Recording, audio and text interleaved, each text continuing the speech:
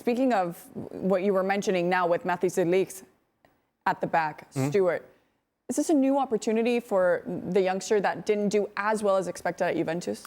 I wouldn't say he did badly at Juventus. Well, what problem you have with what he did at Juventus? He's a good player. He's an excellent player. It wasn't 80 million's worth. Let's put it that way. He came when he was very young. He grew and they got the money back. Oh, I mean, very young. At a club that was. Who cares?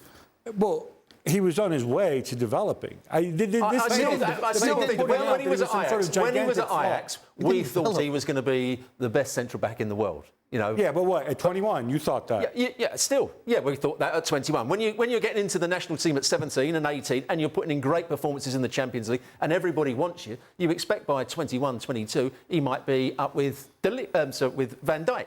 And you think he could be up there and be the top centre-half when they're playing for the national team. I don't think he played quite as well as he could have done. I think he was nervous on the ball at times for Juventus. I think he's a much better player on the ball when he was at Ajax. I think he gave it to Bonucci, and Bonucci was the dictator of the play.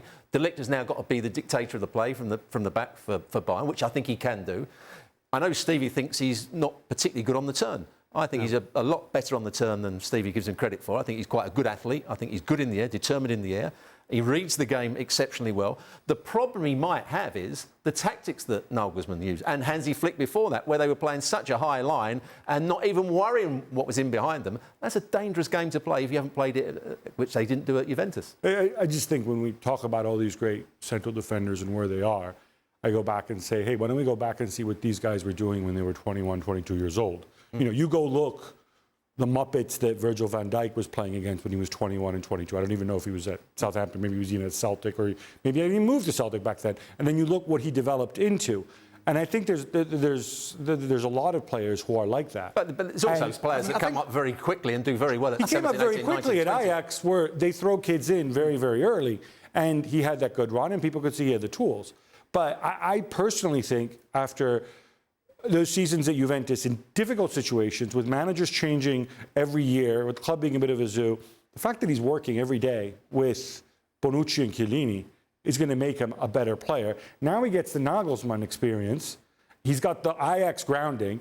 He's very well-rounded. If he doesn't go to the next level, it's going to be solely down to him. He has all the tools. I agree with you. I think he's an outstanding centre-half. There's no question about it. But he's got outstanding potential. Don't get me wrong. I can see that there's a possibility that the guy could, because he's 22, there is a possibility that in 2 or 3 years he could reach what we thought he would. But we thought he would be it now.